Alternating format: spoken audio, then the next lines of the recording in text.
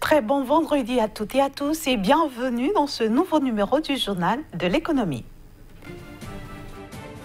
La Grande-Bretagne va soutenir les entreprises au Nigeria d'ici les 4 prochaines années.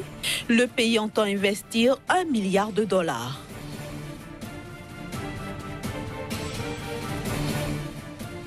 L'Organisation interafricaine du café veut relancer la filière café.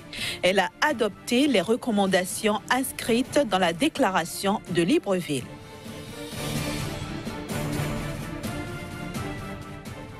Enfin, la Chine et l'Inde devraient prendre la tête de l'économie mondiale devant les États-Unis en 2050, selon un classement de PwC. 1 milliard de dollars, c'est donc la somme que le Royaume-Uni pourrait investir d'ici les 4 prochaines années dans l'économie nigériane.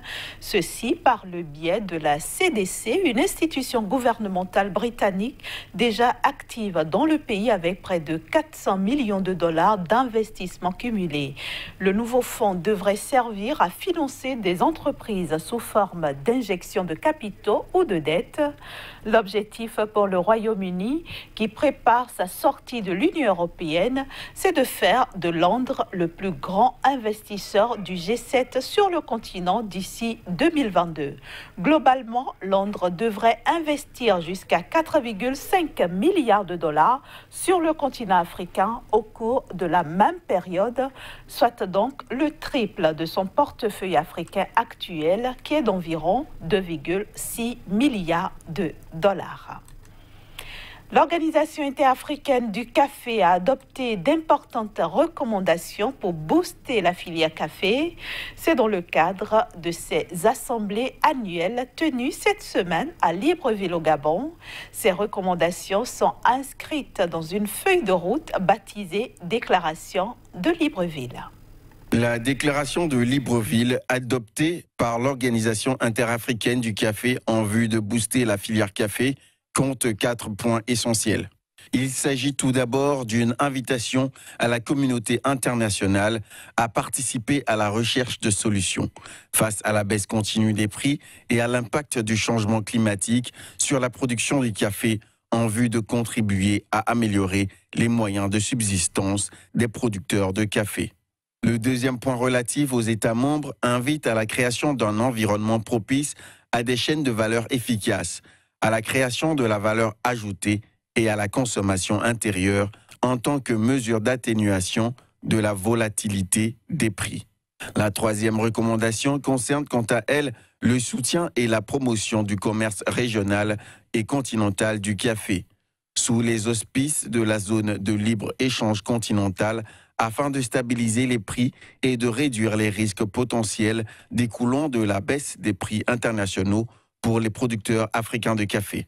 Les États membres sont enfin appelés à fournir un cadre continental pour l'intégration et la collaboration dans la recherche sur l'impact du changement climatique sur la production et la productivité du café. L'appui financier de la BAD, Banque africaine de développement au secteur agricole mozambicain, s'est cumulé à un peu plus de 120 millions de dollars entre 2007 et 2017. Cette cagnotte, déboursée au profit de 9 opérations, a permis à près de 240 000 personnes de bénéficier d'une amélioration dans leur activité agricole.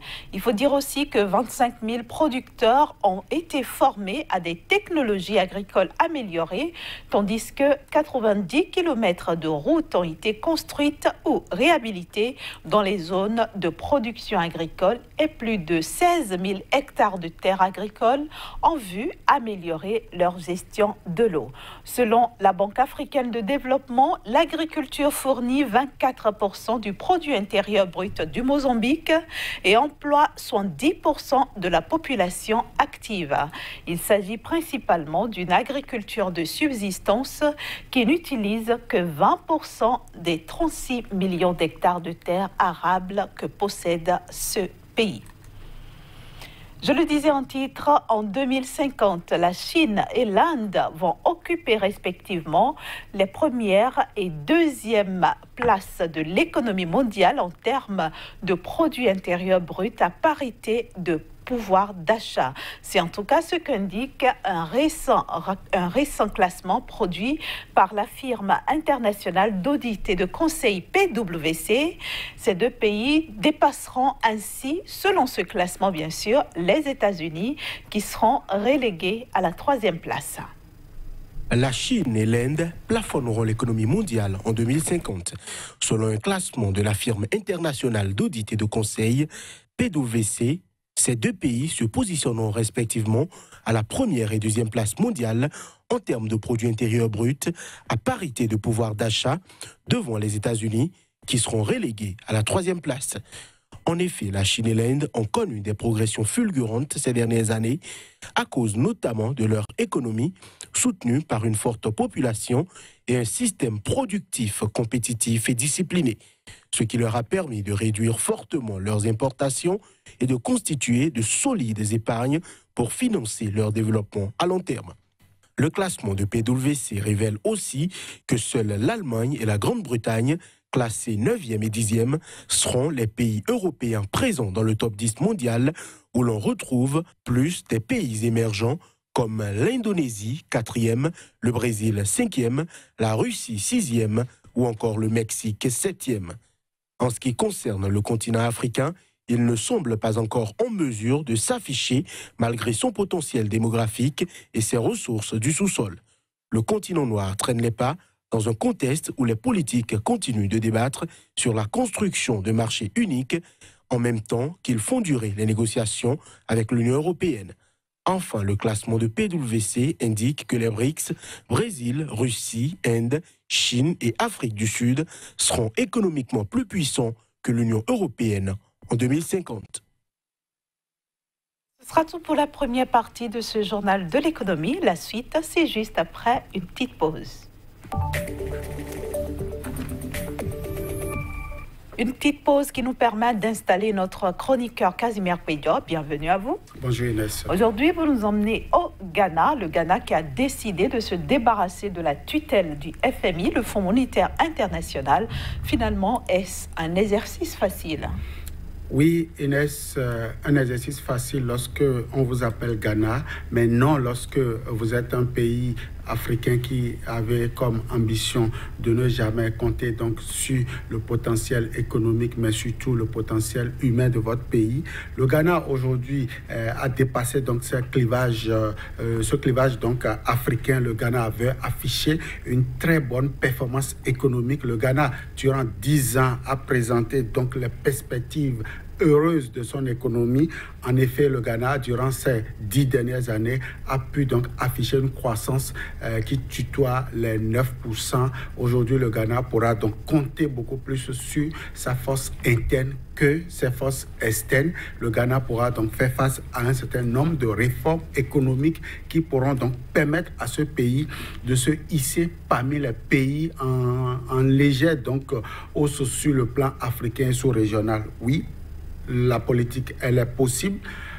C'est possible de se débarrasser du Fonds monétaire international. C'est aussi possible de ne pas tenir compte de la lettre de cadrage de la Banque mondiale et d'autres partenaires qui, il faut le dire, ne sont jamais intervenus dans les économies des pays africains si ce n'est pas pour véritablement imposer les programmes d'ajustement structurel. Aujourd'hui, le Ghana ne veut plus donc compter sur l'aide du FMI, encore moins celui ou ceux de la Banque mondiale. Voilà un peu la nouvelle en cette veille de l'année 2019. Il faut le dire, c'est au 31 décembre 2018 que le Ghana va bouder donc la porte aux institutions de Bretton Woods et faire face à son destin économique. Alors, quelle stratégie le pays compte-t-il mettre en place pour relever le défi ? Alors, il faut dire que le président ghanéen, donc, pour célébrer ses 2 ans à la tête, donc, de la tête du Ghana, a prévu une stratégie sur 5 piliers qui se résument donc à une coopération économique entre les opérateurs économiques, le secteur privé ghanéen et l'État central, d'un côté, et de l'autre côté, l'État avec les investisseurs étrangers. Déjà, on annonce dans la vision donc, du chef de l'État que le secteur privé pourra bénéficier d'un certain nombre de mesures d'accompagnement pouvant permettre aujourd'hui au Ghana d'afficher un pays industrialisé, mais aussi un pays où les Ghanéens sont mieux lotis en ce qui concerne donc les différentes infrastructures. Les 5 piliers se résument à la revitalisation de l'économie. Par exemple, la transformation structurelle des secteurs agricoles et l'agro-industrie de façon plus globale, la réorganisation des infrastructures économiques et sociales et, en 4e donc, pilier, le renforcement de la protection sociale et l'inclusion sont donc les priorités aujourd'hui que le gouvernement donc, compte initier pour les 7 prochaines années pour afficher un taux de croissance, il faut le dire, à 2 chiffres. Le Ghana aujourd'hui est en train donc de vrai pour véritablement offrir un taux de croissance à 2 chiffres, mais aussi un IDE pouvant permettre aujourd'hui aux Ghanéens de mieux se porter. En tout cas, pour l'heure, le Ghanéen vit largement au-dessus donc, du seuil de $2 par jour. Et donc, on peut espérer qu'un pays comme le Ghana puisse donc tourner dos aux institutions de Bretton Woods comme le FMI et la Banque mondiale. Vous l'avez souligné, Kazmi Pédio, la page des institutions de Bretton Woods sera tournée fin décembre 2018. Alors, comment se présente le budget de l'État ghanéen pour l'année 2019 ? Alors, il faut déjà dire que c'est le premier budget essai donc, du Ghana. Et dans ce budget, le Ghana a prévu donc poursuivre la politique de renforcement des infrastructures, déjà au niveau des routes, mais aussi au niveau des rails. Le Ghana compte également donc doter sa flotte aérienne et maritime d'appareils neufs et aussi de politiques pouvant lui permettre d'afficher donc une bonne destination. Le tourisme et autres donc sous-secteurs de l'économie sont en ce moment en vue au niveau du pays. Le secteur sanitaire pour donc garantir un mieux-être, une bonne santé à la population est également en vue au cours donc de l'année 2019. Il y a l'énergie et surtout donc la coopération sous-régionale qui également pourra bénéficier donc de quelques réformes pouvant permettre aujourd'hui au Ghana d'attirer davantage d'investisseurs, mais aussi de s'afficher comme le leader désormais économique au niveau de la sous-région ouest africaine. Il faut le dire, le Ghana fait partie de la communauté économique des États de l'Afrique de l'Ouest, au même titre que le grand géant du continent africain, le Nigeria, mais le Ghana compte donc afficher une très bonne perspective, un exemple au niveau donc de la sous-région pouvant permettre donc aux autres pays de pouvoir, pourquoi pas, compter sur le Ghana pour également décoller, car la coopération sous-régionale pourra également permettre au Ghana aujourd'hui de mieux se porter en ce qui concerne les perspectives heureuses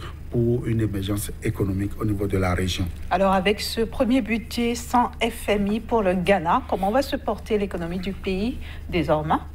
Dans les 7 prochaines années, on annonce donc un taux de croissance qui pourra avoisiner donc les 12% selon donc les analystes au niveau de la sous-région, mais aussi sur le plan international. Sans le FMI, est-ce que le Ghana pourra? Oui, parce qu'il y a les mécanismes de financement des budgets de nos États aujourd'hui qui sont en vue que le Ghana pourra donc exploiter. Il y a le marché financier sous-régional. Il y a également la Banque centrale ghanéenne qui pourra donc voir dans quelle mesure faire donc la parité entre les différentes devises et le CIDI. Tout ceci pourra permettre au Ghana d'afficher une très bonne perspective en ce qui concerne donc les 7 voire 10 prochaines années. En tout cas, les observateurs bien avertis sont en ce moment en train d'étudier le cas Ghana pour voir si véritablement c'est un exemple à édifier au niveau de la sous-région ouest africaine. N'y a-t-il pas un risque de pression fiscale à craindre dans les mois, dans les années à venir dans le pays?